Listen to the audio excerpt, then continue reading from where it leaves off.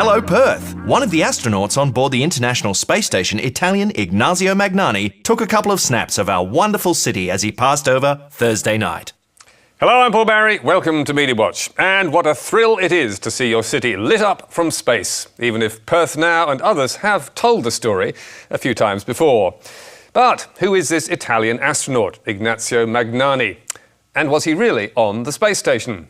Because here's a picture of the current crew, and he's nowhere to be seen. What's more, his Twitter photo looks strangely familiar. Yes, that's Russia's Yuri Gagarin, who was the first man in space 56 years ago. But 7 West's Perth Now wasn't the only one to look silly. The Daily Telegraph, Herald Sun and Courier Mail, which republished the story, also slipped up. And the New Zealand Herald has fallen down twice, calling Magnani a NASA astronaut last September and waxing lyrical just a few weeks ago. As Kiwis wound down from another summer's day, astronaut Ignazio Magnani was pointing his camera down from 400 kilometres above the Earth. And around the world, at least a dozen others have assumed the amateur space enthusiast must be flying high. From Argentina Radio, Croatia Online News, to the National Herald in Greece, and others in Cyprus, Dubai, Manila, and even KHQ, local news in Spokane, Washington. This is cool! Astronaut Ignazio Magnani sent us this picture of Spokane from space! Note that Magnani has never claimed that he's an astronaut, or that he's on the space station. But all these media organisations jumped to that conclusion and never bothered to check. And isn't that a sign of the times? And while we're on the subject of travel and checking facts, here's a rather more serious example from news.com.au. Secret to maintaining a 5-star travel lifestyle. An unemployed sales assistant has visited 22 countries in the past 12 months, thanks to rich men who pay to meet her in glamorous locations. Wow! A worldwide Kon-Tiki tour, and all for free. So, how do you get rich men to pay for your plane tickets? News.com.au tells us it's easy. Lucia Karbzi from Sydney joined a Tinder-style dating app during a year-long backpacking trip, taking full advantage of the generosity of lonely males. The 24-year-old estimates each trip costs dates about $10,000, including 5-star accommodation, business class flights, fine dining and activities. And was there nothing in return? Well, the amazing tale was picked up also by Yahoo 7 and the Daily Mail. And in all these near-identical stories about a website called Miss Travel, Lucia had only good things to say. The men that pay to jet me somewhere nice are all really good guys, mostly interested in friendship and looking for company. They literally won't let me buy a single drink, which at first was actually really hard to accept. Then I realised they just wanted someone to share their experience with them, so the guilt faded. Really? Beautiful young women being squired around the world by rich men looking for friendship? Sounds too good to be true. And it is, because Lucia Karbzi is not a real person. Nor are the quotes. Nor is her amazing journey with Miss Travel, whose sister site Seeking Arrangement is for sugar daddies who want to find their sugar babies.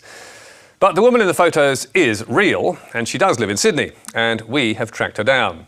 And while she didn't want to be named, she was happy to tell us what happened. I did this article for this Caters news journalist and told her I didn't want my real name being used for personal reasons. But the article she wrote is literally all made up. And Lucia claims all the quotes are made up too. It's all in quotation marks, but I've not said any of the quotes. I had said that I went on a Miss Travel trip to Dubai, India and Egypt off Miss Travel, and that's as accurate as the article is. Everything else is false. But what about those free 5-star trips to 22 countries? Well, that's also not true. I backpacked for 1 year on my own funds and only used Miss Travel 3 times. So how did this fantasy get into print?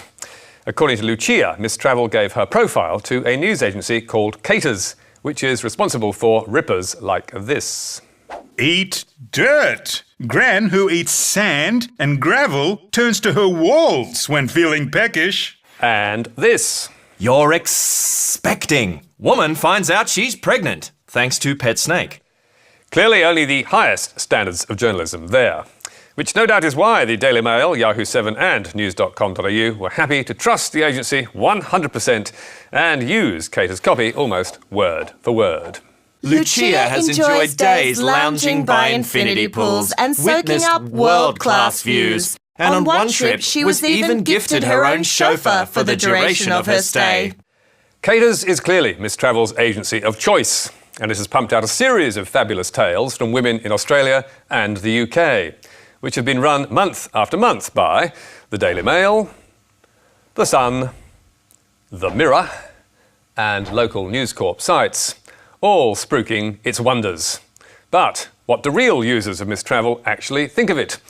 Not much, it seems. Consumer site Best Company reports, there are hundreds of negative reviews and ratings online about Miss Travel. The majority of the reviews claim that the website is full of frauds, scammers and prostitutes.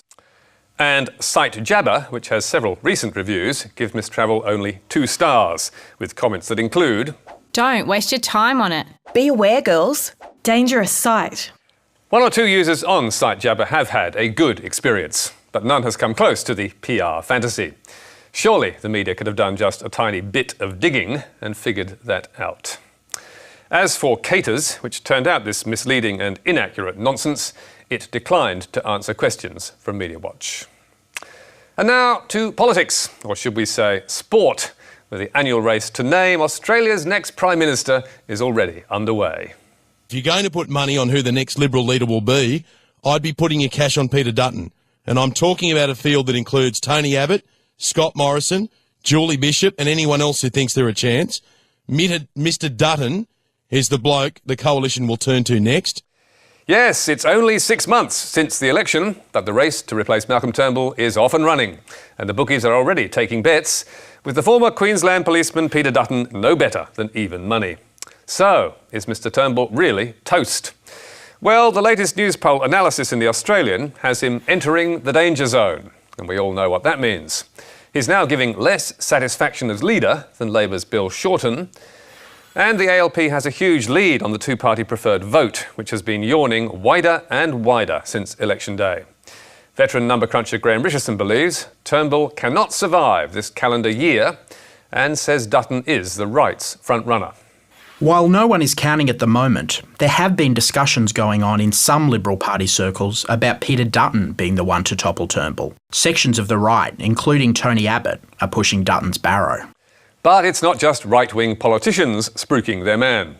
The loudest cheers are coming from Conservative columnists like Andrew Bolt, who asked Dutton on his show why the public love him so much. Sportsbet has got you coming through the field as the next Liberal leader. You're now only behind Julie Bishop. You were behind in the field. There was Tony Abbott in front of you, Scott Morrison, coming through like a rocket. What do you think voters are responding to? That was 2 weeks ago, and as you can see, his odds have improved dramatically since then.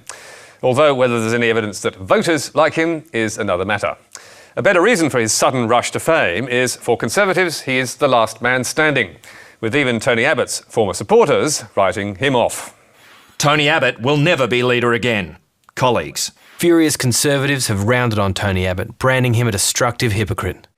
Meanwhile, Scott Morrison's performance as Treasurer has killed his chances, as even 2GB's Ray Hadley admits. And Morrison knows this, I've told him, that he's gone from the people that listen to my program from being adored to being absolutely reviled. I mean, they just don't copy. So Dutton is the new Crown Prince. And in the last couple of weeks, News Corp's columnists have been busy anointing him. Samantha Maiden. Peter Dutton is the next leader. The heir apparent for Conservatives is now locked in. Peter Dutton.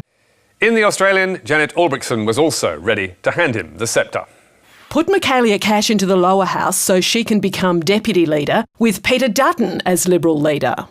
So, with so many agreed that it must happen, the media went looking for a plot. And News Corp's Courier Mail discovered one. Conservative power brokers Matthias Cormann and Peter Dutton in secret morning talks. Wow! Barrels of gunpowder and a smouldering fuse. Time for the TV pundits to get in on the act. Peter Dutton and Matthias Cormann on a morning walk. The Immigration and Finance Minister's not exactly thrilled to see our cameras. Morning, nice day for a walk. Nor with suggestions that the rumoured Liberal leadership nominee and the numbers man were walking and talking tactics. Two middle-aged blokes trying to lose weight. I'm not sure you can, speculate much beyond that. So, is it on? Will Australia soon have its first former policeman as PM? Not according to Mr. Cormann, who tweeted, Secret talks? Is this a joke? Only in Canberra will some interpret a long-standing early morning public exercise routine as a conspiracy. Paul Murray on Sky also did not think much of it. In terms of just stupid, like there's leadership chat and then there's crap like this. Who knew it was April the 1st or somehow silly season in December? This is rubbish. And Malcolm Farr, writing in news.com.au, called the Courier Mail story peak absurdity. But with so little policy action, so much uncertainty, and Tony Abbott constantly sniping, the press gallery will doubtless keep this story going. And in the meantime, what else is there to write about? Yes, I know, you've got the answer to this. Karl Stefanovic and the new woman in his life, a subject with which the tabloids are obsessed. Karl rides Love Boat. Kasanovic, Karl's new woman. Karl's Love Boat. TV star shows off new squeeze. 2 weeks ago, Stefanovic supposedly went public with his new squeeze, Jasmine Yarborough. At least that's what News Corp called it, as they tried to film him bobbing up and down on this boat in the middle of Sydney Harbour, and finally snapped him in this blurry photo on the end of a very long lens. Yes, that amounted to the loved-up couple putting on a very public display, the Sunday Telly told us. And since then, we've been getting comprehensive daily bulletins on every movement of the happy pair and what they're wearing. Karl was spotted wearing a pair of black Birkenstocks, which seem to be the TV host's favourite form of footwear. Yes, hot news. He's got a brown pair too, we've discovered. But the Daily Mail had an even more exciting tidbit. During his outing, the broadcast journalist was spotted inside a local eatery which appeared to serve a number of cakes and sweets. Cakes and sweets. Jasmine Yarborough's also been making headlines whenever she steps onto the street, and this story had more exclusive revelations. The 33-year-old beauty was seen stopping off at the post office before heading off to Harris Farms to pick up a few bottles of water. Along the way, she also purchased some Allen's pineapple lollies.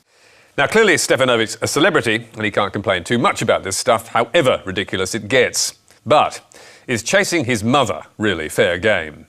The Telegraph certainly thought so, papping her in the queue at Woolies a couple of weeks ago, as she picked up a paper with Karl on the cover. And Yahoo 7 went one step worse than that, running photos of him and two of his kids, who are still at school, which we have blurred. No doubt Karl put the pictures up on Instagram, but surely life's already rough enough without them being dragged into stories about his breakup. It's nasty and unnecessary. And as Karl told the Herald, having 20 paps on your ass for 3 months is not good for your health, or anyone you're associated with. Goes with the territory I know, but it makes living hard. And you can read more about tonight's stories on our Facebook page or our website, where you can get a transcript and download the programme. You can also catch up with us on iView and contact me or MediaWatch on Twitter. And don't miss Media Bites every Thursday on Facebook, Twitter and our website. But for now, until next week, that's all from us. Goodbye.